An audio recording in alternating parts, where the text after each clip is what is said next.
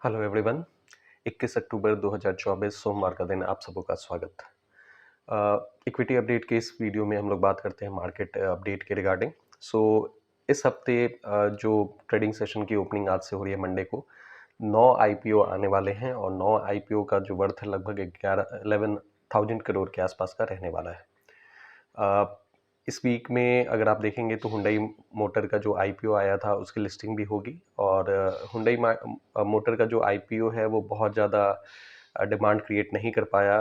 Hardly 2.5 times लगभग वो subscribe हुआ है और जीएमपी बुरी तरह से क्रैश हुआ है। ग्रे मार्केट प्रीमियम की बात हो रही है। सो लिस्टिंग के साथ में गेन्स की जो बात है वो बहुत रेयर देखने को मिलेगी। 22 अक्टूबर को इसकी लिस्टिंग होगी तो एक्चुअल सिनारियो हमें दिख जाएगा और चांसेस है कि 22 अक्टूबर को जब लिस्टिंग हो तो ये स्टॉक पिटे। देखेंगे 22 अक्टूबर को हुंडई मोटर की लिस्टिंग कैसे होती है। इसके अलावा इस वीक अगर आप देखेंगे तो 9 आईपीओ आएंगे। 11,000 करोड़ मार्केट से रेज करने का प्रयास होगा इनका और इसमें भी अगर आप देखेंगे तो कुछ मेन बोर्ड आईपीओस होंगे और कुछ एसएमईज आईपीओ होंगे। मेन बोर्ड और एसएमईज आईपीओ में नॉर्मली बेसिक डिफरेंस ये हो जाता है कि मेन बोर्ड आईपीओ जो होते हैं वो एस्टैब्लिश्ड कंपनीज होती हैं, बड़े वो सारे रूल्स एंड रेगुलेशंस उन पे थोड़े ज़्यादा होते हैं लिस्टिंग के लिए। और एसएमईज आईपीओस के लिए अगर आप देखेंगे तो वो छोटी कंपनीज होती हैं, उनकी उनके लिए जो लिस्टिंग के क्राइटेरियाज होते हैं थोड़े रिलैक्स्ड होते हैं। आप समझ सकते हैं कि मेन बोर्ड आईपीओस के लिए रूल्स एंड रेगुलेशंस थोड़े ज़्यादा है, चेक्स एंड बैलेंसेस थोड़े ज़्यादा है, एसएमईज आईपीओस के लिए थोड़े कम है। तो इस कारण से अगर आप एसएमईज आईपीओस में अप्लाई करना चाहते हैं तो उसके लिए थोड़े ज़्यादा केयर, थोड़ा ज़्यादा रिसर्च की रिक्वायरमेंट होती है और उसके लिए डेटा भी जो है बहुत वेल एस्टैब्लिश्ड मैनर में जो है बहुत फ्रीली अवेलेबल या बहुत अच्छे से अवेलेबल कम होता है। तो उसके लिए आपको थोड़ा ज़्यादा प्रयास और बेहतर अवेयरनेस के साथ उसमें वर्क करने की ज़रूरत होती है। दूसरा, अगर यहाँ पे लिस्टिंग प्लेटफॉर्म्स के अकॉर्डिंग अगर आप देखेंगे तो मेन बोर्ड आईपीओ के एक लॉट की कीमत लगभग 15,000 रुपये के आसपास की होती है, यानी 15,000 रुपये से एक रिटेल पार्टिसिपेंट जो है उसमें अप्लाई कर सकता है। जबकि एसएमईज आईपीओ के लिए जो आईपीओ में पार्टिसिपेशन का क्राइटेरिया है उसके एक लॉट की कीमत जो होती है वो 1 से 1.5 लाख के बीच में होती है। तो यहाँ पे डीप पॉकेट वाले ही लोग जो हैं वो वेलकम होते हैं और इनफैक्ट मेन आइडिया ये है कि जो रिस्क को झेल पाएँ, जो जिनके पास में कैपिटल ठीक-ठाक है वो एसएमईज आईपीओ की तरफ में आएँ, जो अच्छे से अपने रिस्क को समझ के आएँ। तो ये एक कंसर्न होता है। एनीवेज़, अभी अगर हम लोग देखें तो जो एक आईपीओ आज जो खुलेगा वो है वारी एनर्जी का।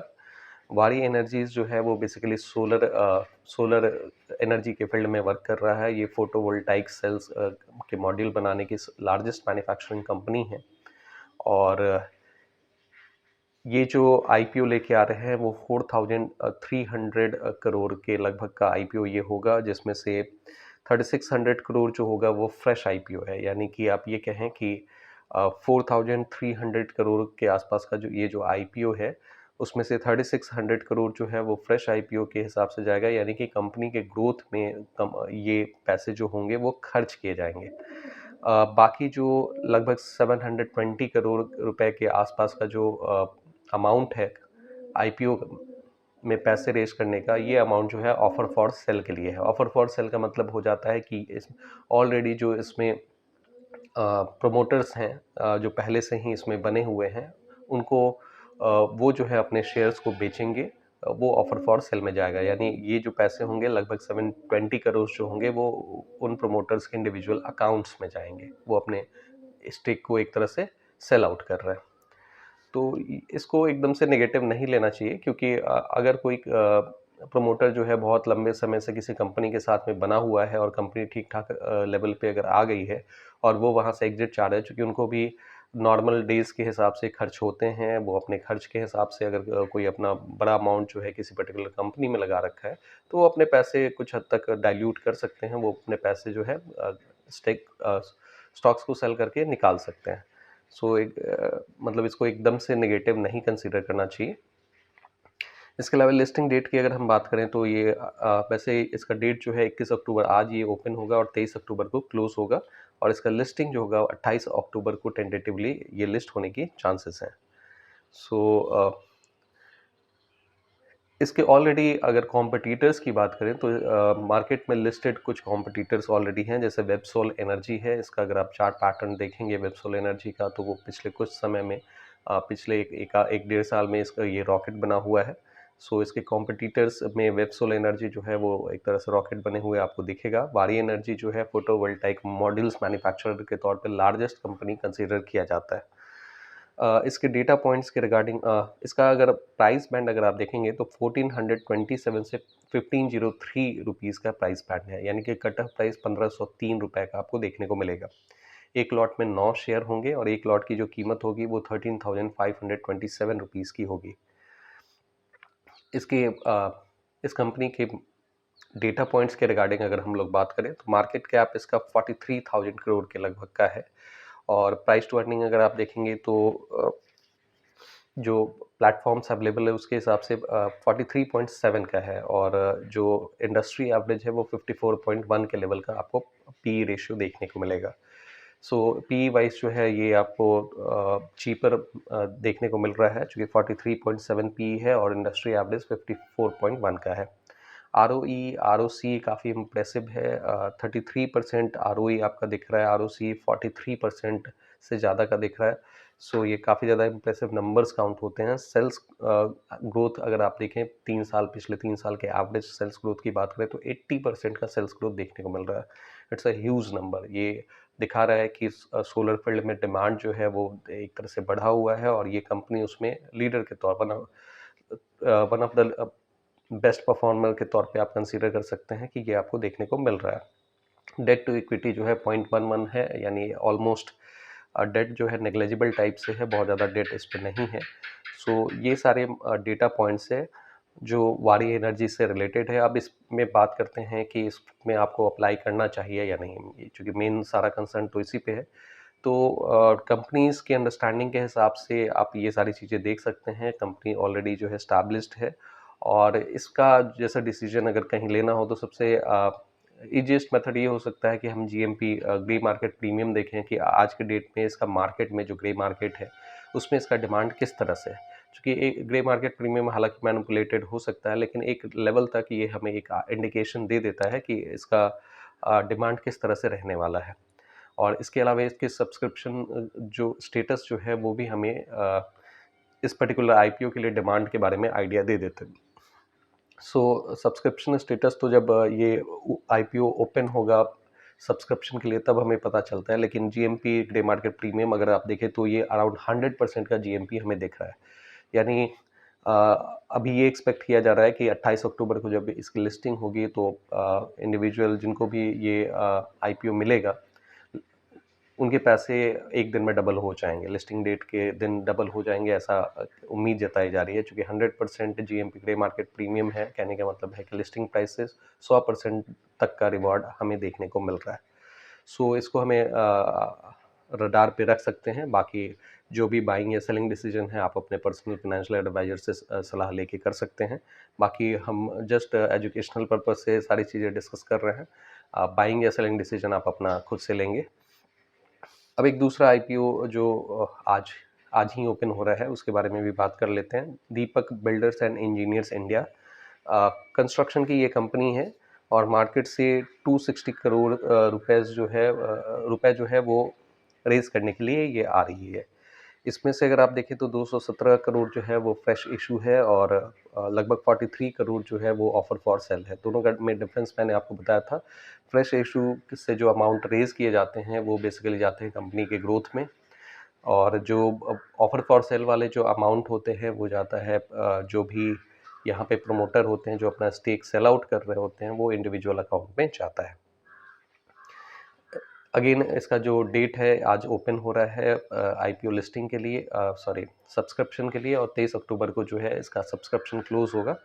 लिस्टिंग 28 अक्टूबर को होगी, जो टेंटेटिवली डेट दिया हुआ है वो 28 अक्टूबर का लिस्टिंग डेट दिया हुआ है।